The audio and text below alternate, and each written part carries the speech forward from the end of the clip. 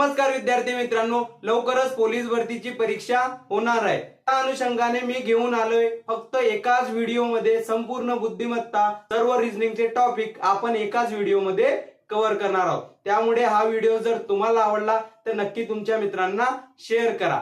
या व्हिडिओमध्ये कुठल्याही प्रकारचा टाइमपास न करता कमीत कमी वेळेत आपण जास्तीत जास्त बुद्धिमत्तेचे टॉपिक कव्हर करणार आहोत। त्यामुळे सुरू करूया आजचा व्हिडिओ। बघा, रिझनिंगचा आपण आता सर्वात पहिले टॉपिक बघणार आहोत कॅलेंडर। बरोबर, कॅलेंडरवर बरेच प्रश्न आपल्याला विचारले जातात। आता मला सांगा, सुरुवातीला कॅलेंडर म्हटल्यानंतर आपल्याकडे दोन गोष्टी येतात, एक म्हणजे सामान्य वर्ष आणि लीप वर्ष। बरोबर, काय असतं, एक सामान्य वर्ष आणि दुसरं असतं लीप वर्ष। बरोबर, सामान्य वर्षात किती दिवस येतात? 365 दिवस येतात। बरोबर, तर लीप वर्षात एक दिवस वाढतो, 29 फेब्रुवारी 366। बरोबर, आता याच्यामध्ये काय असतात, 52 वीक्स असतात, 52 आठवडे आणि एक दिवस। याच्यामध्ये 52 आठवडे आणि एक दिवस एक्स्ट्रा पडतो। बरोबर, हे झालं सामान्य वर्ष आणि लीप वर्ष। आता लीप वर्ष कोणाला म्हणायचं? बघा, ज्या वर्षाला 4 ने पूर्ण भाग जातो, कितीने? 4 ने पूर्ण भाग जातो व समजून घ्या, आता इथे 2 झिरो आहे, 200, 300 अशा नंबरला जिथे ज्याच्या मागे 2 झिरो असतील त्या नंबरला जर 400 ने पूर्ण भाग जाईल तरच काय असेल ते लीप वर्ष, अदरवाइज लीप वर्ष नसणार। जसं फॉर एक्झाम्पल 1900। बरोबर, याला बघा 4 ने भाग जातोय, पण हे लीप वर्ष आहे का? नाही, हे सेंचुरीचं वर्ष आहे। याला कितीने भाग गेला पाहिजे? 400 ने। 2 झिरो आलं तर बिंदास 400 ने भागा। बघा, 2 झिरो याला 2 झिरो, 19 ला 4 ने भाग जातो का? नाही, मग हे लीप वर्ष नाही। 1900 हे कोणतं वर्ष आहे? सामान्य वर्ष। तसंच मी विचारलं तुम्हाला 2300 हे लीप वर्ष आहे का? बघा, 2 झिरो आलं तर कितीने भागायचं? 400 ने। बरोबर, बघा 2 झिरो 400 ने याला पूर्ण भाग जातो का? हे लीप वर्ष नाहीये। बरोबर, ज्याच्या मागे 2 झिरो त्याला फक्त 400 ने भागायचं, अदरवाइज समजून घ्या आता 2016 हे लीप वर्ष आहे का? हो, कारण की याच्या मागे 2 झिरो नाही, कितीने भागावं लागेल? 4 ने। 4 ने पूर्ण भाग जातो, हे लीप वर्ष आहे। सिंपल, बघितलं आपण लीप वर्षामध्ये तुम्हाला प्रश्न येऊ शकतो, ज्याच्या मागे 2 झिरो असतील त्याला 400 ने भाग गेला तर ते लीप वर्ष, आणि ज्याच्या मागे 2 झिरो नसणार त्याला 4 ने पूर्ण भाग गेला तर ते असेल तुमचं लीप वर्ष। बघूया पुढचा कन्सेप्ट। बघा, कॅलेंडर मध्ये बऱ्याचदा आपल्याला अशा टॉपिकवर प्रश्न विचारला जातो, जसं त्यामध्ये आपल्याला बघा तारीख दिली आणि महिना काय असेल? सारखा असेल, फक्त वर्ष बदल असेल तर आपल्याला वार काढायचा आहे। मग कसं काढणार? त्यासाठी बघा, मी तुम्हाला एक गोष्ट सांगतो, जर सामान्य वर्ष असेल तर 1 जानेवारीला जो वार असेल तोच वार 31 डिसेंबरला असतो, जर सामान्य वर्ष असेल तर। म्हणजेच काय, सामान्य वर्षात वार एकाने पुढे जातो आणि लीप वर्षात कितीने जाईल? 2ने। पण त्या टाइम पिरियड मध्ये जर 29 फेब्रुवारी आली तरच 2ने पुढे जाईल, नाहीतर जाणार नाही। बघा, आता हे एक्झाम्पल आपण सॉल्व्ह करू, आपली अजून प्रॅक्टिस होईल। बघा, आता आपल्याला या प्रश्नात काय विचारलं? 1 जानेवारी 2025 ला जर सोमवार असेल तर 1 जानेवारी 2032 ला कोणता वार असेल? मग कसं सॉल्व्ह करणार? बघा, बऱ्याच विद्यार्थ्यांना माहित असेल, पण ज्यांना माहित नसेल त्यांनीही बघा, आपण शॉर्ट सेकंदात आपण याचं उत्तर काढू शकतो। बघा, आता वर्ष आणि महिना सेम आहे, आपल्याला याच्याशी काही घेणं देणं नाही। फक्त आता बघा काय करायचं, 2032 आहे, त्याच्यामधून 2025 वजा करायचे, किती उरणार आहे? तर ते उरतील 7। बरोबर, 7 उरले। मी काय सांगितलं तुम्हाला, जर लीप वर्ष असेल तर काय होतं? वार 2ने पुढे जातो। बरोबर, आणि सामान्य वर्ष असेल तर 1ने। बघा, आता याच्यामध्ये लीप वर्ष मोजा बरं। 25 नंतर कोणतं लीप वर्ष येणार आहे? 25 नंतर डायरेक्ट 28 असेल लीप वर्ष। बरोबर, 28 नंतर कोणतं लीप वर्ष असेल? 32। पण याच्यामध्ये आपण कुठपर्यंत थांबतोय? फक्त जानेवारी 29 पर्यंत गेलोय का? नाही, मग आपल्याला हे 32 घ्यावं लागणार नाही, फक्त हे 28 म्हणजे एकच घ्यावं लागेल। किती झाले? 8। बरोबर, 8 आले। आणि सगळ्यांना माहिती आहे आठवडा किती दिवसाचा असतो? 7 दिवसाचा, म्हणजे 8 भागीला 7 करा। कॅलेंडर मध्ये आपल्याला भागाकाराशी काहीच घेणं देणं नाही, फक्त बाकीशी घेणं देणं आहे। बघा आता 8/7 म्हणजेच बाकी काय उरली तुमची, बाकी किती उरणार आहे 1, बरोबर. मग काय करा आता आपण 25 पासून 32 ला पुढे जात असेल तर प्लस करायचं, मागे जात असेल तर मायनस. आता कितीने वाढेल 1 ने, मग याच्यामध्ये फक्त 1 वार प्लस करा. सोमवार मध्ये 1 वार प्लस केल्यानंतर काय असणार आहे तुमचं उत्तर, मंगळवार असेल. कोणत्या दिवशी, 1 जानेवारी 2032 ला मंगळवार असेल. सिंपल. बघूया याच कन्सेप्टवर दुसरं एक्झाम्पल काय दिलंय आपल्याला. 31 मार्च 2016 ला गुरुवार आहे, तर 31 मार्च 2012 ला कोणता वार असेल, बरोबर. आता बघा आपल्याला पहिले काय करावं लागेल, 2016 मधून 2012 वजा करावं लागेल. किती झाले, 4 झाले, बरोबर. 4 झाले. आता लीप वर्ष मोजावं लागेल. आता बघा 2012 लीप वर्ष आहे, बरोबर. पण ह्याच्यामध्ये आपण कुठून स्टार्ट करतो, 31 मार्च पासून. 29 फेब्रुवारी तर होऊन गेली ना, मग ते येईल का, ते येणार नाही, बरोबर. ते येणार नाही. ते लीप वर्ष 12 नंतर काय नाही 16. 2016 मध्ये येते ना, बघा येते ह्या टाइम पिरियड मध्ये 29 फेब्रुवारी येते. मग हे 1 वर्ष पकडावं लागेल. किती असलं 5. 4 आणि 1 किती झाले आता 5, बरोबर. आता किती बाकी आली म्हणजे 5. 7 ने भागितलं तरी बाकी 5च येणार आहे. म्हणजेच काय करावं लागेल आपल्याला, आता मागे जायचंय, गुरुवार मधून 5 वार मायनस करा, किंवा त्याचाच मिनिंग काय, याच्यामध्ये 2 वार प्लस करा. गुरुवार मध्ये 2 वार वाढल्यानंतर काय उत्तर येणार आहे तुमचं, शनिवार असेल. कोणत्या तारखेला, 31 मार्च 2012 ला. सिंपल. बघूया पुढचा कन्सेप्ट. बघा पुढचा कन्सेप्ट मध्ये आपल्याला काय विचारलं गेलेलं असतं, बघा त्याच्यामध्ये आपल्याला वर्ष सारखं असतं, फक्त महिन्यांमधला वार आपल्याला काढायचा असतो. मग कसं काढणार, बघा यासाठी आपल्याला काय करावं लागेल, आपल्याला दिवस मोजावे लागतील महिन्यांमधले, तर आपण लवकर सॉल्व्ह करू शकतो. पण त्या अगोदर मी तुम्हाला एक कन्सेप्ट सांगतो.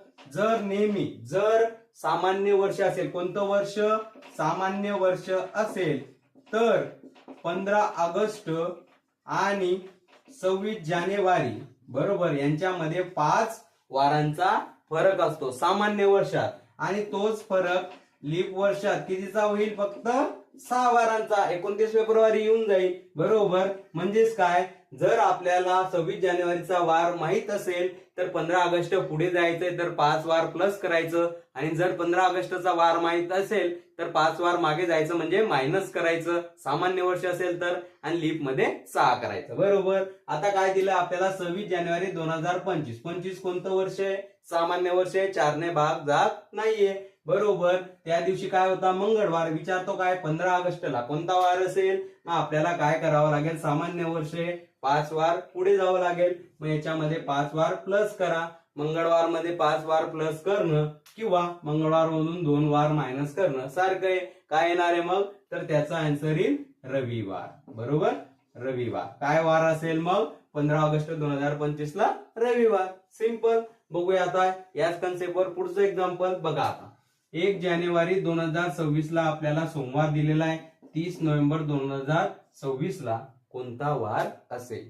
मग कसं सॉल्व्ह करणार, बघा हे सॉल्व्ह करण्यासाठी बघा आपण काय करू, 1 जानेवारी पासून 30 नोव्हेंबर पर्यंत काय मोजावं लागतील दिवस, बरोबर. पण मी तुम्हाला आताच थोड्या वेळापूर्वी एक कन्सेप्ट सांगितला, जो बघा सामान्य वर्ष, हे सामान्य वर्ष आहे ना. सामान्य वर्ष म्हणजेच काय, बघा 1 जानेवारीला जो वार असेल सामान्य वर्षात, तोच वार 31 डिसेंबरला असतो, बरोबर. म्हणजे 31 डिसेंबरला पण कोणता वार असेल, सोमवार असेल, बरोबर.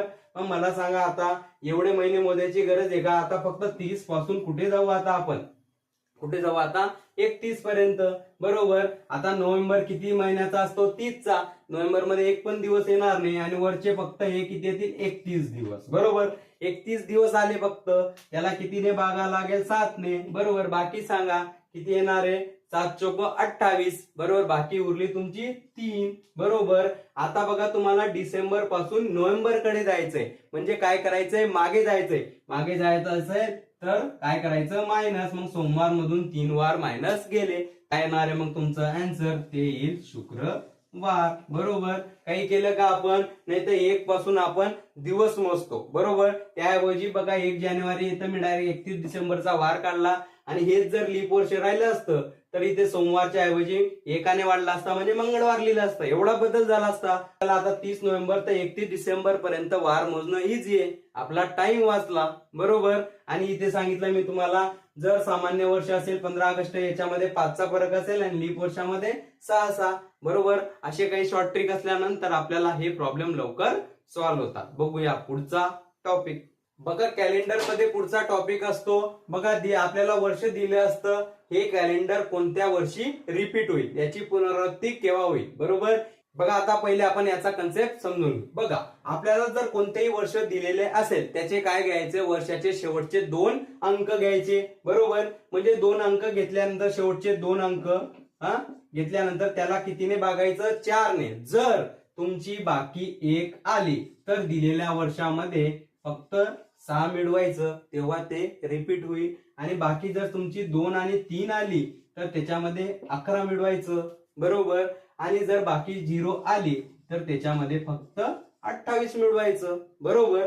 तर ते कॅलेंडर रिपीट होईल. बरोबर. आणि एक गोष्ट अजून सांगतो, जर सामान्य वर्षाचं कॅलेंडर हे सामान्य वर्षातच रिपीट होईल आणि लीप वर्षाचं कॅलेंडर हे लीप वर्षातच रिपीट होईल. बरोबर. म्हणजेच काय करायचं, आपल्याला शेवटचे 2 अंक बघायचे. इथे काय आहे 17, 17ला 4ने भागा. बरोबर. बाकी काय उरणार आहे तुमची, बाकी उरेल तुमची 1. बरोबर. बाकी 1 आली तर याच्यामध्ये किती मिळवा, फक्त 6. म्हणजे 2017 मध्ये 6 मिळवल्यानंतर ते कॅलेंडर 2033 मध्ये काय होईल, रिपीट होईल. सिंपल. आता याच्यामध्ये बघू, आता काय आहे 99 आहे, याला तुम्ही 4ने भागा. बाकी किती येणार आहे तुमची, 3 आली. बरोबर. बाकी 2 असो 3 असो, किती मिळवायला लागतील आपल्याला, 11. म्हणजे 1999 मध्ये 11 मिळवा, 2010 मध्ये हे कॅलेंडर रिपीट होईल. सिंपल. बघूया पुढचा टाईप. बघा कॅलेंडर मध्ये पुढचा टाईप असतो. बघा आपल्याला एक जन्मतारीख दिली असते आणि 12 मार्च 2017 रोजी आपल्याला वय काढायचंय. बरोबर. असा प्रश्न आपल्याला भरतीसाठी वय काढण्यासाठी पण कामात येईल. बरोबर. मग कसं काढणार, बघा आपल्याला वय काढायचंय. सुरुवातीला काय लिहायचं, कोणत्या तारखेपर्यंत काढायचंय, 12 मार्च 2017. बरोबर. मग ते कसं लिहायचं, पहिले लिहायचं तुमचं वर्ष. बरोबर. नंतर काय लिहायचं, महिना. मार्च महिना म्हणजे कितीचा असेल, 3चा. बरोबर. नंतर तारीख काय दिले, 12. बरोबर. वजाबाकी करायची आपल्याला. मग याचं पण काय येईल, 1995 वर्ष आहे. बरोबर. नंतर काय असेल तुमचं सांगा बरं, काय असेल तर कोणता महिना विचारला आपला, मे कितीचा असतो, 5चा. इथे येईल तुमचा 5. बरोबर. आणि तारीख काय, 19. बरोबर. आता काय काढायचं आहे, आपलं याचं वय काढायचंय. मग कसं काढणार, बघा आता आपण पहिले इकडून इकडे म्हणजे दिवसापासून, महिन्यापासून, नंतर वर्षापर्यंत वजाबाकी करत जायचं. बरोबर. म्हणजे आता 12 मधून 9 जातील का, नाही जाणार, हातच्या घ्यावा लागेल. मग हातच्या घेतल्यानंतर इथे काय राहील तुमचा, बघा 3 होता तर 2 राहील. बरोबर. आता बघा 2 म्हणजे इथे जो महिना असेल त्याचे किती दिवस असतील, समजा दुसरा महिना म्हणजे बघा कोणतं वर्ष आहे, सामान्य वर्ष आहे. बरोबर. सामान्य वर्ष असल्यामुळे फेब्रुवारी मध्ये 28 दिवस असेल. समजा इथे आता 4 राहिला असता तर कोणता महिना आला असता, तो असेल तुमचा एप्रिल. एप्रिलचे किती दिवस असतात, 30. आता बघा इथे 2 आला म्हणजे याच्यामध्ये 28 प्लस करा. बरोबर. म्हणजे 12 आणि 28 आता किती झाले, 40. या 40 मधून 19 गेले, किती उरणार आहे आता, 21 दिवस. बरोबर. दिवस आले. बरोबर. आता बघा आपल्याला महिने काढायचे, पण बघा आता इथे 2 मधून 5 जातील का, नाही. आपल्याला हातच्या घ्यावा लागेल. म्हणजेच बघा इकडून हातच्या घेतल्यानंतर हा होऊन जाईल तुमचा 2016. बरोबर. 2016 होतोय. आणि बघा आता हातच्या गेल्यानंतर एका वर्षात किती महिने असतात, 12. मग याच्यामध्ये 12 ऍड होऊन जातील. म्हणजे 12 आणि 2 14. 14 मधून 5 गेल्यानंतर किती येणार आहे, 9 महिने. बरोबर. आणि 2016 मधून 1995 गेल्यानंतर किती येणार आहे, 21 वर्ष. हे आलं एक्झॅक्ट वय. त्याचं काय वय असेल, 12 मार्च 2017ला 21 वर्ष 9 महिने आणि 21 दिवस. सिंपल. अशा प्रकारे आपण वय काढू शकतो. बघा याच्यामध्ये अजून एक टॉपिक असतो. बघा तुम्हाला गांधी जयंती केव्हा येते ते माहिती पाहिजे, किंवा तुम्हाला लाल बहादूर शास्त्री जयंती केव्हा असते, किंवा बाल दिवस केव्हा असतो, असे दिवस तुम्हाला माहिती पाहिजे. त्याच्या तारखेचे वार काढायला आपल्याला विचारतात. कधी कधी असं आपल्याला विचारतात, समजून घ्या आज तुमचा कोणता वार आहे, समजून घ्या आज तुमचा शुक्रवार आहे. बरोबर. तर 139 दिवसानंतर कोणता वार येईल. मग त्यावेळेस काय करायचं, याला पहिले 7ने भागायचं. बरोबर. आणि बाकी लिहायचं. भागाराशी काही घेणं नाही, कितीचा भाग जाईल याला, बघा याच्यात बघा 140 राहिला असतं तर 20चा पुरा भाग गेला असता, पण म्हणजे बाकी काय उरते इथे 6. बरोबर, म्हणजे आता पुढे जायचंय तर शुक्रवार मध्ये तुम्हाला 6 वार ऍड करावा लागेल. 6 वार ऍड करण्याच्या ऐवजी 1 वार सबट्रॅक्ट करा, म्हणजे काय असेल, गुरुवार असेल तुमचं आन्सर. 139व्या दिवसानंतर गुरुवार असेल. अशा टाईपचे प्रश्न हे कॅलेंडर मध्ये येत असतात. आता आपण जवळजवळ सर्व प्रकारचे कॅलेंडरची रिव्हिजन बघितली आहे. आता बघूया पुढचा टॉपिक, तो बघूया आपण घड्याळ.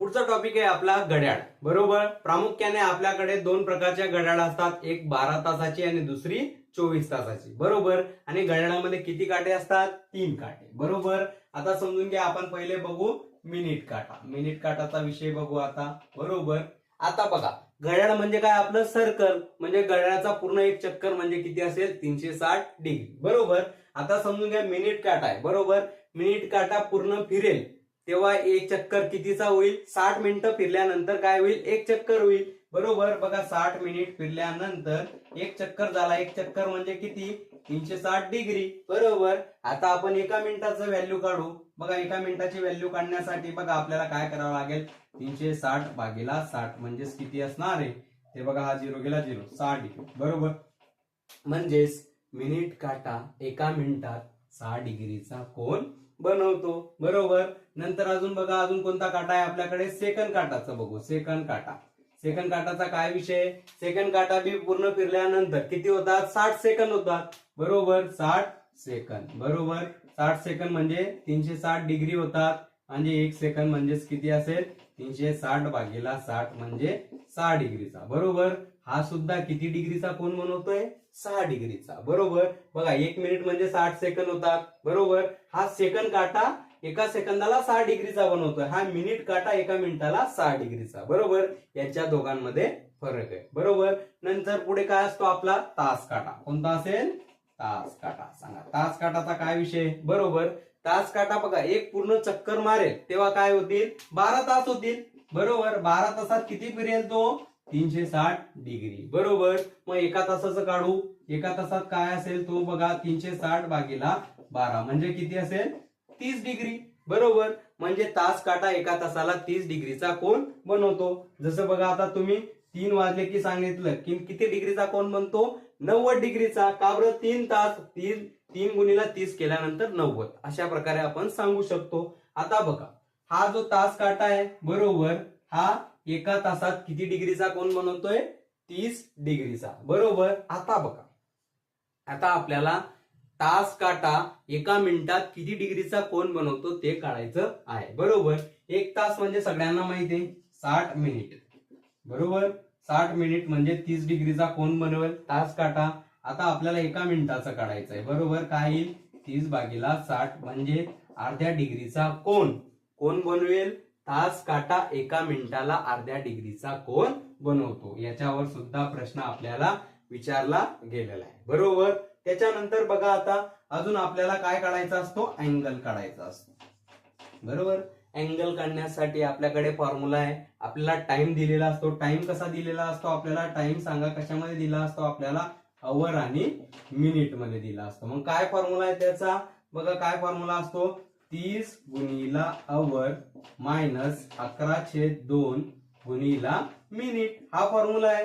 बघा हे इकडे लिहिलं आणि हे इकडे लिहिलं तरी काही फरक पडणार नाही, कारण घड्याळामध्ये 2 प्रकारचा अँगल बनतो. बघा जर असा हे काहीतरी वाजले असेल, हा जर अँगल बनत असेल तर त्याच्या बाहेर सुद्धा एक अँगल बनतो ना. बरोबर, म्हणजे बघा हा फॉर्म्युला वापरून जर आपण उत्तर काढलं आणि तो जर अँगल आन्सर मध्ये नसेल तर आपण काय करावं लागेल, याला 360 मधून वजा करा, जे उत्तर येईल त्याला, तो असेल तुमचा अँगल. म्हणजेच काय, हा फॉर्म्युला वापरला तुम्ही आणि जर अँगल ऑप्शन मध्ये नसेल तर आपलं उत्तर चुकलंय का, नाही, 360 मधून वजा करा. कारण की बघा हा काय बनतोय, मधला कोन तो काय असतो, आंतर कोन, आणि हा बाहेरचा काय असतो, बाह्य कोन. बरोबर, बाह्य कोन आणि आंतर कोन. बरोबर, आता मला सांगा हा जो बाह्य कोन असतो हा कुठून तर कुठपर्यंत असू शकतो, 180 डिग्री पासून 360 पर्यंत असू शकतो, आणि हा 0 पासून 180 पर्यंत असू शकतो. म्हणजेच बाह्य कोनाचं माप नेहमी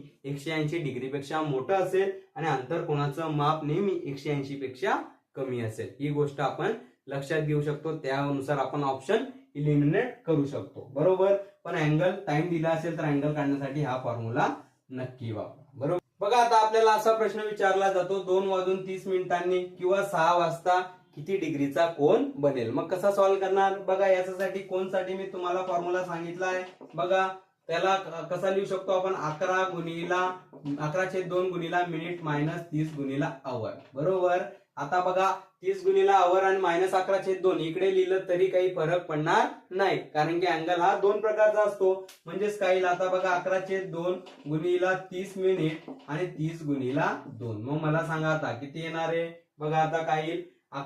याला भाग जातो कितीचा 15 गुणिला 11 किती येणार आहे 165.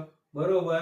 आणि 30 दुने किती होणार आहे 60. म्हणजेच किती येणार आहे बघा 105 डिग्रीचा अँगल त्याच्यामध्ये बनेल. बरोबर. आता बघा 6 वाजता 6 वाजले म्हणजे इथे मिनिट काय दिले तुमचे 0. बरोबर. मग काय करायचं फक्त 30 गुणिला आवर करायचं. म्हणजेच 30 × 6 180 चा कोन किती वाजता बनेल 6 वाजता. बघा एका सरळ रेषेतील कोन कितीचा असतो 180. याच्यावर बरेचसे एक्झाम्पल तुम्हाला विचारले जातात. बरोबर. त्यामुळे हा फॉर्म्युला तुमचा कायमचा लक्षात असू द्या. बघा आता हे आन्सर सॉल्व्ह केल्यानंतर 105 जर ऑप्शन मध्ये नसेल तर काय करायचं 360 मधून 105 वजा करायचं. हे असेल तुमचं उत्तर. आता आपण अँगल कॅल्क्युलेट केला आहे, तर आता मला सांगा कोणता अँगल 12 तासात किती वेळेस बनतो. बरोबर. हे आपल्याला बघायचंय. बघा याच्यासाठी तुम्ही लक्षात घ्या 0 डिग्री आणि कोणता 180 डिग्रीचा अँगल हा 12 तासात कोणत्या किती तासात 12 तासात किती वेळेस बनतो 11 वेळेस. बरोबर. हे लक्षात ठेवायचं. आणि 24 तासात किती वेळेस बनेल तो अँगल 0 आणि 180 चा किती वेळेस बनेल 22 वेळेस. बरोबर. बघा म्हणजेच काय 0 डिग्री म्हणजे काय काटे एकमेकावर येण्याची स्थिती आणि 180 म्हणजे काटे एका सरळ रेषेत येण्याची स्थिती. बरोबर. 12 तासात किती वेळेस होईल ती 11 वेळेस आणि 24 तासात 22 वेळेस. बरोबर. बघा 0 डिग्रीचा अँगल हा कधीच 12 ते 1 मध्ये बनत नाही. बरोबर. हे पण लक्षात ठेवायचं. म्हणजेच काय जसं जर आपल्याला एक्झाम्पल विचारलं काय एक्झाम्पल विचारू शकतात सकाळी 9 पासून. बरोबर. सकाळी 9 पासून ते दुपारी 3 मध्ये. बरोबर.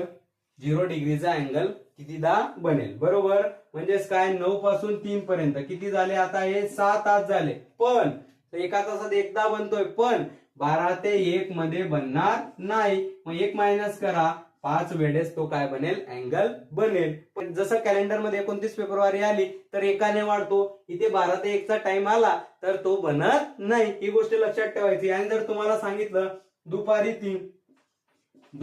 3 ते रात्री 9 पर्यंत. बरोबर. 0 डिग्रीचा अँगल कितीदा बनेल. आता बघा याच्यात मध्ये 12 ते 1 चा टाइम आला का नाही. मग किती तास झाले 6 वेळेस बनेल. ही गोष्ट लक्षात ठेवायची. आणि 0 आणि 180 सोडून. बरोबर. 0 आणि 180 सोडून कोणताही अँगल कोणताही म्हणजे 15 40 50 कोणताही 0 आणि 180 सोडून. बरोबर. सोडून कोणताही अँगल कोणताही म्हणतोय मी डायरेक्ट कोणताही अँगल हा 12 तासात कितीदा बनतो तर 12 तासात बनतो तो 22 वेळेस. बरोबर. आणि 24 तासात किती वेळेस बनेल तो 24 तासात बनेल 44 वेळेस. ही गोष्ट लक्षात ठेवायची. याच्यावर सुद्धा डायरेक्ट प्रश्न येऊ शकतो. 12 तासात 22 वेळेस आणि 24 तासात 44 वेळेस. बरोबर. मग मी तुम्हाला प्रश्न विचारला 15 डिग्रीचा अँगल 12 तासात किती वेळेस बनेल लगेच तुम्ही सांगायला पाहिजे 22 वेळेस बनेल आणि 24 तासात 44 वेळेस. फक्त 0 आणि 180 चा अँगल हा 12 तासात 11 वेळेस बनतो. बरोबर. बघा याच्यामध्ये पुढचा टाइप असतो. बघा 7 ते 8 च्या वेळेमध्ये 0 डिग्रीचा अँगल किंवा काटे कोणत्या वेळेस एकमेकावर येतील असा प्रश्न आपल्याला विचारला जातो. मग कसं सॉल्व्ह करणार बघा. हे सॉल्व्ह करण्यासाठी बघा तुम्हाला एकदम सिंपल फॉर्म्युला सांगतो. आपल्याला जर टाइम काढायचा असेल बरोबर किती वाजता ते एकमेकांवर येतील तर काय घ्यायचं पहिले मिनिमम टाइम घ्यायचा. कोणता मिनिमम टाइम. बरोबर. अधिक काय घ्यायचं मिनिट आणि भागीला काय करायचं फक्त 11. बरोबर. आता मिनिमम टाइम कसा घ्यायचा बघा. आता बघा किती वाजले, हे घड्याळ आहे आपल्या बरोबर, इथे 7 आहे आणि इथे 12 आहे बरोबर, 7 वाजले बरोबर, 7 वाजले. आता बघा 7 जर वाजले तर 7 चे 8 मध्ये बरोबर, म्हणजे बघा हा काटा इथे असा फिरून येईल बरोबर आणि याच्यावर ओव्हरलॅप होईल बरोबर, म्हणजे कमीत कमी टाइम काय आला बघा. आता असं समजा मिनिट काटा इथपर्यंत आल्यानंतर 7 वर असला मिनिट काटा तर किती होणार आहे, 35 मिनिट बरोबर. 8 वर असला तर 40, 9 वर असला तर 45, 2 वर असला तर 10 मिनिट बरोबर. आता इथे मिनिट काटा आल्यानंतर 7 वाजून 35 मिनिट, म्हणजे मिनिमम टाइम आला तुमचा 7 वाजून 35 मिनिट बरोबर. अधिक काय करायचं आता, मिनिट किती आहे 35 आणि 35 भागीला 11 करायचं बरोबर. आता याला भाग जातोय, कितीचा भाग जातोय, 11 त्रिक 33 बरोबर, म्हणजे बघा 7 वाजून 35 अधिक 3 आणि इथे काय उरणार आहे बाकी 2 बरोबर. आता हे याच्यामध्ये ऍड होतील, 7 वाजून 38 2/11 बरोबर. हा टाइम आपल्याला ऑप्शन मध्ये दिला असेल. सिंपल, फक्त काय केलं आपण, मिनिमम टाइम काढला प्लस अधिक मिनिट भागीला 11 केलं. आता जर तुम्हाला कोणी प्रश्न विचारला 4 ते 5 मध्ये बरोबर 0 डिग्रीचा अँगल केव्हा बनेल, मग कसं काढणार बघा. आता 4 तर वाजले बरोबर, म्हणजे 4 वर मिनिट काटा आल्यानंतर किती मिनिट होता, 4 वाजून 20 मिनिट बरोबर, म्हणजे 4 वाजून 20 मिनिट अधिक 20 भागीला 11 करावं लागेल बरोबर. बघा जर 5 ते 6 मध्ये विचारलं तर 5 वाजून 25 मिनिट बरोबर. 6 ते 7 मध्ये विचारलं तर 6 वाजून बघा 6 वर जर मिनिट काटा असला तो 30 होता, 6 वाजून 30. आता बघा 4 वाजले बरोबर, पुढे येणारा समजा 4 वर मिनिट काटा आल्यानंतर 20 मिनिट, 20 भागीला 11. आता याला भाग जात असेल, कितीचा भाग जातो, 11 1 11, 1 चा भाग जातो आणि बाकी उरणार आहे 9, म्हणजे 20 आणि 1 किती होणार आहे 21, 9/11 हा असेल तो टाइम. सिंपल, फक्त एवढा फॉर्म्युला लक्षात घ्या, तुमचा 0 डिग्रीचा अँगल किंवा काटे काढण्याचा टाइम अगदी सेकंदात येईल. सिंपल. बघा घड्याळामध्ये आपल्याला पुढचा टाईप असतो बघा, आरशाची प्रतिमा आणि जल प्रतिमा आपल्याला काढायची असते बरोबर. मग आता आरशाची प्रतिमा काढताना बघा, जर नुसतं आपल्याला तास दिलेले असतील तर काय करायचं, 12 मधून वजा करायचं बरोबर.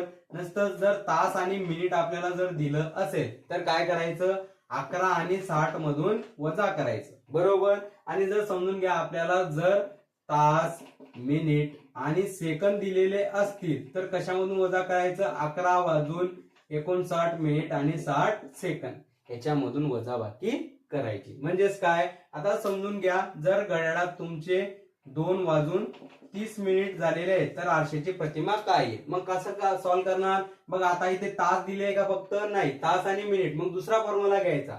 म्हणजेच मी काय करेल, 11 वाजून 60 मिनिट मायनस 2 वाजून 30 मिनिट करेल, किती असेल हे 30 आणि 9 वाजून 30 मिनिट त्या घड्याळामध्ये होतील बरोबर. बघा जर नुसते तास दिले असेल 8 वाजता काय असेल, 12 मायनस 8 करायचं, तास मिनिट 11 60 मधून वजा करायचं आणि तास मिनिट सेकंद असेल तर 11 59 आणि 60 मधून वजा करायचं बरोबर. याची तुम्ही प्रॅक्टिस करू शकता. आणि दुसरं आहे बघा जल प्रतिमा. जल प्रतिमा काय असतं, एकतर तुम्ही 1790 मधून वजा करा किंवा काय 1830 मधून बरोबर. जर सेकंद तुमचे 30च्या वर गेले बरोबर, सेकंद 30च्या वर गेले तर 1790 मधून वजा करा आणि सेकंद 30च्या खाली तर 1830 मधून वजा करा बरोबर. सिंपल. बघा घड्याळ मध्ये आता पुढचा टॉपिक येतो बघा, घड्याळ पुढे जाणं आणि मागे जाणं बरोबर. आता जसं पुढे जात असेल तर आपल्याला बघा 12 तासात एवढी पुढे जात असेल, आपल्याला पूर्ण तास कॅल्क्युलेट करायचं, एकूण तासात केवढी पुढे जाईल तेवढा टाइम आपल्याला बघावा लागेल बरोबर. जसं बघा आता मी एक्झाम्पल घेतो, मागे जात असेल तर तोच कन्सेप्ट त्याच्यामध्ये लागतो. बघा एक एक्झाम्पल मी समजण्यासाठी घेतो. समजून घ्या एक घड्याळ एका तासात बरोबर, एका तासात 12 सेकंद पुढे जाते बरोबर. तर समजून घ्या ती घड्याळ सकाळी 10 वाजता ते दुसऱ्या दिवशी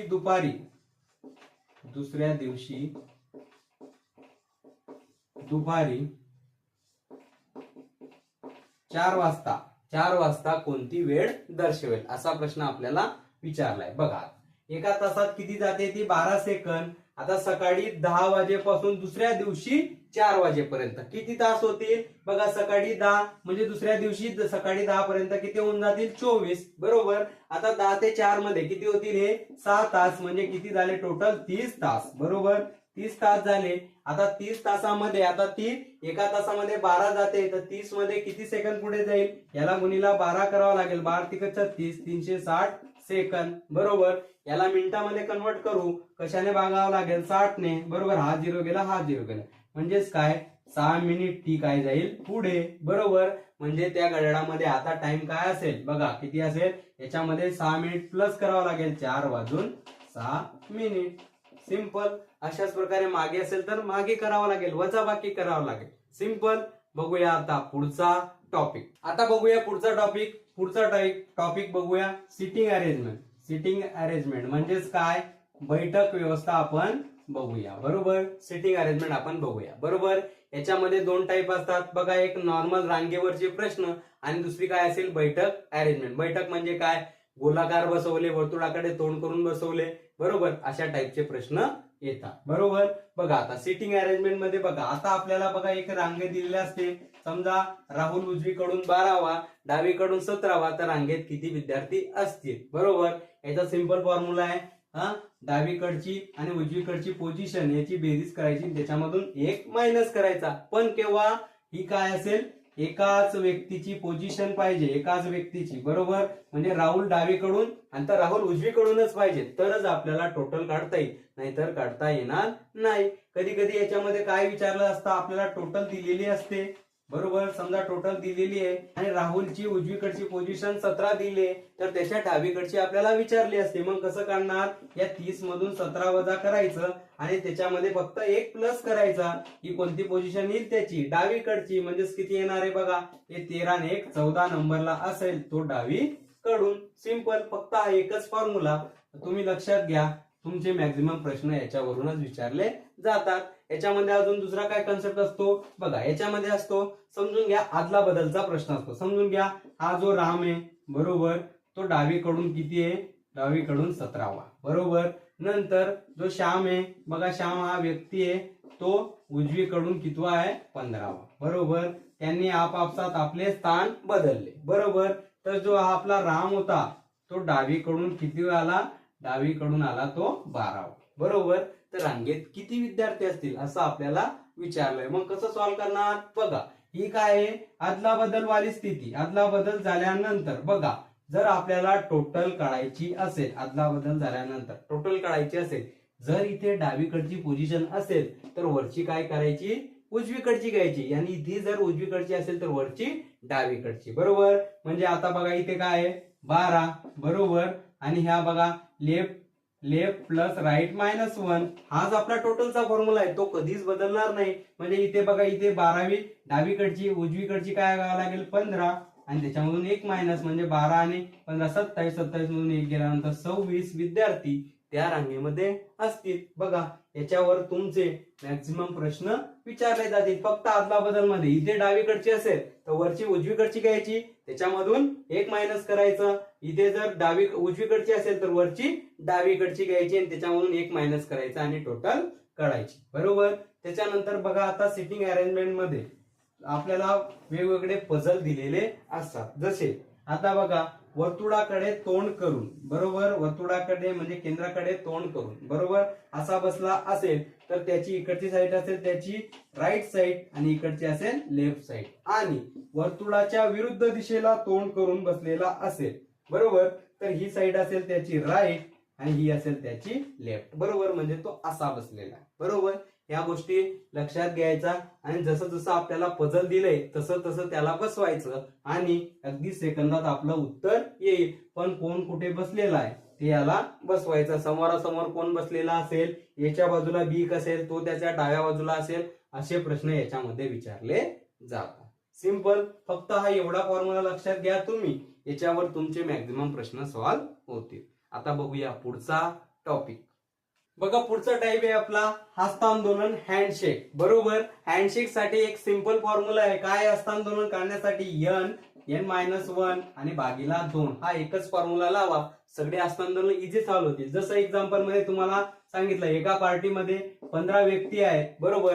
त्यांनी एकमेकांशी हस्तांदोलन केल्यानंतर एकूण किती हस्तांदोलन होतील, बरोबर. म्हणजेच यांची किंमत किती दिली आपल्याला 15, बरोबर. मग काय फॉर्म्युला आपला n-1 आणि भागीला 15, म्हणजे 15 मधून 1 गेल्यानंतर 14 आणि भागीला 2, कितीचा भाग जातोय 7चा, 15 गुणिले 7 105 हस्तांदोलन होतील. बघा याच्यामध्ये अजून दुसरा टाइप असेल, समजून घ्या. एका स्पर्धेत 5 संघ आहेत, बरोबर. 5 संघ आहे, प्रत्येकाने एकाशी एकदा सामना केल्यानंतर असे एकूण किती सामने होतील, हा पण तोच हस्तांदोलनावर प्रश्न आहे. मग कसं सॉल्व्ह करणार, यांची किंमत इथे तर 5 आहे, बरोबर. म्हणजे 5 त्याच्यामधून 1 गेल्यानंतर आणि भागीला 2 म्हणजेच किती येणार आहे, 10 सामने एकूण होतील, बरोबर. हस्तांदोलनामध्ये तुम्हाला फक्त 2 टाईपचे प्रश्न येतील, एक तर हँडशेक वाले आणि दुसरं एकूण किती सामने खेळले गेले, बरोबर. फक्त हा सिंपल फॉर्म्युला लक्षात घ्या आणि हस्तांदोलन अगदी सेकंदात सॉल्व्ह करा. सिंपल. आता बघूया पुढचा टॉपिक. बघा बघूया पुढचा टॉपिक, पाय आणि डोके, बरोबर. यावर जर तुम्हाला डिटेल व्हिडिओ जर बघायचा असेल तर मी आपल्या चॅनलवर दिलाय, तो व्हिडिओ तुम्ही नक्की बघा. छोटासा व्हिडिओ आहे, त्यामध्ये तुमचा पाय आणि डोके पूर्ण कन्सेप्ट क्लिअर होईल, बरोबर. आपण इथं आता एक एक्झाम्पल द्वारे समजून घेऊ. आपल्याला गायी आणि गुराखी दिलेले आहेत, बरोबर. त्यांची पायाची संख्या 98 आणि डोके 26 दिले, तर गायी गुराखी किती असतील असं आपल्याला विचारलं. मग कसं सॉल्व्ह करणार बघा. आता बघा, गायीला किती पाय असतात, 4, बरोबर. आणि गुराख्याला 2 पाय असतात, बरोबर. म्हणजे कमीत कमी 2 पाय असतात, बरोबर. म्हणजेच काय करायचं, नेहमी पायाच्या संख्येला बघा यांच्यामधला फरक कितीचा आहे, 2चा, बरोबर. कमीत कमी प्रत्येकाला 2 पाय असतील, याला 2 ने बघा किती असणार आहे, 49, बरोबर. आणि त्याच्यामधून बघा आता सर्वात अगोदर याला जास्त पाय असतील तोच प्राणी निघेल, बरोबर. तो कसं काढणार बघा, पायांची संख्येला भागेला 2 करायचं, बरोबर. कारण की 2 कमीत कमी पाय 49 आणि त्याच्यामधून डोके मायनस करा, हे असतील तुमच्या गायी, बरोबर. म्हणजे 49 मधून 26 गेला, 23 काय असतील तुमच्या गायी, बरोबर. आणि ह्या बघा आता 23 आलं. आता राहिलं काय तुमचा गुराखी किती असतील बघा. काय करायचं, डोक्याच्या संख्येमधून काय करा तुम्ही, फक्त गायी वजा करा, हे असतील तुमचे गुराखी. म्हणजेच काय, 26 मायनस 23, 3 असतील तुमचे गुराखी. असं आपण करू शकतो. 4 पाय आणि 2 पायाचा प्राणी असेल तर काय करायचं, पहिले पायाच्या संख्येला 2 ने भागायचं, त्याच्यामधून डोके मायनस केल्यानंतर जो सर्वात जास्त पायवाला प्राणी निघेल आणि त्याच्यामध्ये डोक्यामधून सर्वात जास्त पायवाला प्राणी वजा केल्यानंतर गुराखीची संख्या निघेल. सिंपल. याचा डिटेल व्हिडिओ जर तुम्हाला बघायचा असेल, हा व्हिडिओ तुम्ही आपल्या चॅनलवर नक्की बघू शकता. बघूया पुढचा टॉपिक. बघा पुढचा टॉपिक आहे आपला दिशा, बरोबर. दिशामध्ये आपल्याला प्रामुख्याने अगोदर दिशा माहित पाहिजे. बघा वर असते उत्तर, खाली दक्षिण, इकडे पूर्व पश्चिम, आग्नेय त्याच्या विरुद्ध वायव्य, ईशान्येच्या विरुद्ध नैऋत्य, हे सगळ्याला माहित असतं, बरोबर. आता बघा याच्यावर आपल्याला प्रश्न कसा विचारला जातो बघा, तो उत्तरेकडे तोंड करून निघाला, नंतर काही अंतर डावीकडे वळला, बरोबर.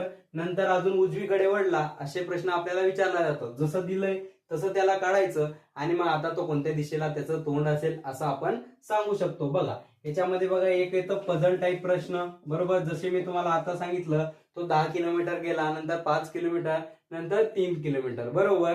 नंतर बघा नंतर दुसरा येतो याच्यावर पायथागोरसचं ट्रिपलेट सुद्धा लागतं, त्याला शॉर्टेस्ट डिस्टन्स म्हणतात, बरोबर. काय असतं पायथागोरस बघा, कर्णाचा वर्ग अधिक इतर 2 बाजूंच्या वर्गाच्या बेरजे एवढा असतो, बरोबर. म्हणजे कर्ण काय असतो, सर्वात मोठी बाजू, बरोबर. सुरुवातीला तो कुठे गेला, पश्चिमेकडून नंतर उत्तरेकडे गेला, बरोबर. नंतर याच्यामधला आपल्याला शॉर्टेस्ट डिस्टन्स काढायचंय, बरोबर. मग हे अंतर काढायचंय तर आपल्याला पायथागोरस लागेल. जनरली कोणते कोणते ट्रिपलेट असतात आपल्याला, 3, 4, 5, बरोबर. नंतर काय असेल 6, 8 आणि 10, बरोबर. याच्यापैकी प्रश्न येऊ शकतो, बरोबर. नंतर काय असू शकतो अजून बघा, असतो आपल्याकडे 5, 12 आणि 13, हे सुद्धा ट्रिपलेट आहे. हे फेमस ट्रिपलेट वर आपल्याला प्रश्न विचारला जाऊ शकतो, बरोबर. बघा याच्यामध्ये पुढच्या टाईपचा प्रश्न येतो, समजून घ्या. एक व्यक्ती उत्तरेकडे तोंड करून उभा आहे, बरोबर. तो समजून घ्या घड्याळाच्या दिशेने, बरोबर, 90 डिग्री फिरला, बरोबर. आणि घड्याळाच्या विरुद्ध दिशेने, बरोबर, अँटी क्लॉकवाईज तो किती फिरला, 135 डिग्री फिरला. तर आता त्याचं तोंड कोणत्या दिशेला असेल असा प्रश्न आपल्याला विचारला जातो. आता बघा हे सॉल्व्ह करताना एक तर तुम्ही क्लॉकवाईज प्लस घ्या किंवा अँटी क्लॉकवाईज मायनस घ्या, कोणतं तरी एक घ्या. बघा मी घड्याळाच्या दिशेने काय घेतो प्लस आणि घड्याळाच्या विरुद्ध दिशेने मायनस, बरोबर. म्हणजे 90 मायनस 135 किती येणार आहे -45 डिग्री, बरोबर. म्हणजेच काय तो घड्याळाच्या विरुद्ध दिशेला आता किती फिरलाय फक्त बघा मायनस आलं ना, मायनस म्हणजे कोणती दिशा आहे घड्याळाच्या विरुद्ध दिशेने, किती फिरला 45 डिग्री, बरोबर. म्हणजे बघा मी आता उत्तरेकडे तोंड करून उभा आहे, बरोबर. घड्याळाची दिशा कशी असते अशी, बरोबर, पण घड्याळाच्या विरुद्ध दिशेने 45, बरोबर. म्हणजे इथून तो इकडे फिरला, मग आता त्याचं तोंड कोणत्या दिशेला असेल, वायव्य दिशेला असेल. असं आपण लगेच सॉल्व्ह करू शकतो. काय करायचं, क्लॉकवाईज प्लस घ्यायचं, अँटी क्लॉकवाईज मायनस घ्यायचं, बरोबर. दोघांची बेरीज केल्यानंतर जर मायनस आलं तर तुम्हाला घड्याळाच्या अँटी क्लॉकवाईज फिरावं लागेल, हा, आणि जर प्लस आलं तर घड्याळाच्या दिशेने फिरावं लागेल. मग जेवढा अँगल असेल तेवढं फिरा, बरोबर. ती समोरची दिशा असेल ती असेल तुमचं उत्तर. बघा दिशेमध्ये अजून आपल्याला सावलीचे प्रश्न येतात. बघा सकाळी सूर्य कुठून उगतो, पूर्वेकडे, बरोबर. म्हणजे पूर्वेकडून सावली कुठे पडेल, पश्चिमेकडे, बरोबर. संध्याकाळी सूर्य कुठे असतो पश्चिमेकडे, म्हणून त्याची सावली कुठे पडेल, पूर्वेकडे, बरोबर.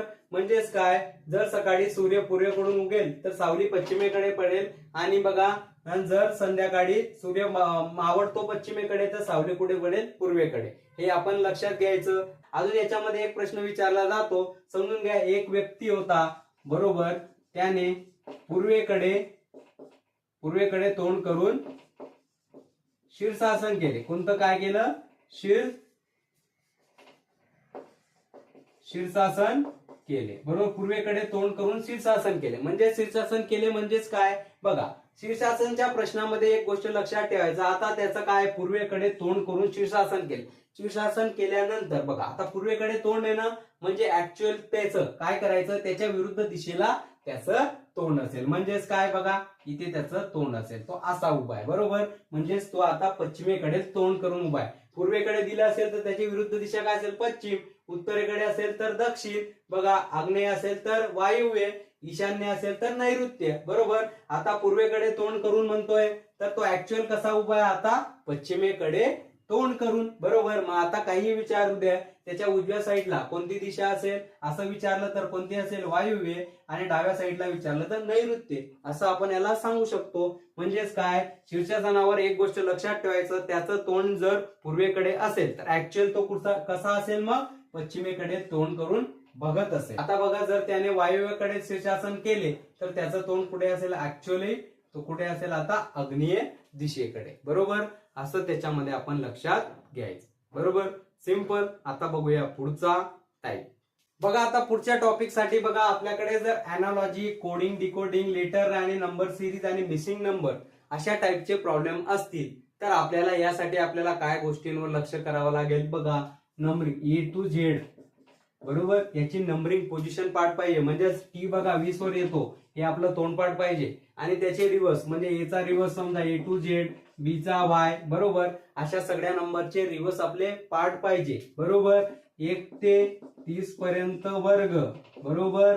1 ते 20 पर्यंत घन, बरोबर. हा मूळ संख्या, विषम संख्या, बरोबर. समसंख्या, बरोबर. अशा संख्या आपल्या पार्ट पाहिजे तरच आपल्याला हा पार्ट जमेल, बरोबर. कारण की बघा लेटर मध्ये कमी लॉजिक लावू शकतात, 26 लेटर आहे, पण नंबर मध्ये कोणत्याही प्रकारचं लॉजिक लागू शकतं, बरोबर. त्यासाठी आपल्याला प्रॅक्टिस महत्वाची असते. आता बघा अॅनालॉजी काय असतं, बघा ए चा बी शी जो संबंध आहे, बरोबर, तो सी चा डी शी असला पाहिजे तरच अॅनालॉजी होतं. बघा याच्यामध्ये समजून घ्या, तुम्ही 2 ऍड केले तर इकडे पण 2च ऍड करावं लागेल. याचा जर पहिल्या संख्येचा वर्ग जर दुसरी संख्या येत असेल तर इथे पण पहिल्या संख्येचा वर्ग दुसरी संख्या आली पाहिजे, बरोबर. याला म्हणतात अॅनालॉजी. परस्पर संबंध सुद्धा आपण त्याला म्हणतो, बरोबर. म्हणजे समजून घ्या याच्यामध्ये जर तुम्ही 1 ऍड केला तर इकडे पण 1च ऍड करावा लागेल. जी क्रिया इथे होईल तीच डिक्टो इथे होईल, असं याला समजायचं, बरोबर. कोडिंग डिकोडिंग म्हणजेच काय, तुम्हाला बघा एक ए ला काहीतरी कोड केला असेल समजा 1 वर, टी ला केला असेल 20 वर, असा कोड तुम्हाला डिकोड करावा लागेल आणि त्याच्यावरून तुम्हाला याचं उत्तर सांगावं लागेल. कॅट कितीवर येईल, मग हा 3 वर फॉर एक्झाम्पल घेतोय मी, हा 1 आणि हा 20, बरोबर. हे तुम्हाला सॉल्व्ह करावं लागेल. याला म्हणतात कोडिंग डिकोडिंग. आणि बघा लेटर नंबर सिरीज म्हणजे फॉर एक्झाम्पल मी आता इथे घेतला 1 4 9 आणि पुढचा नंबर तुम्ही सांगणार किती येणार आहे तो 16 कारण की वर्ग घेत आहेत बरोबर असे असतं.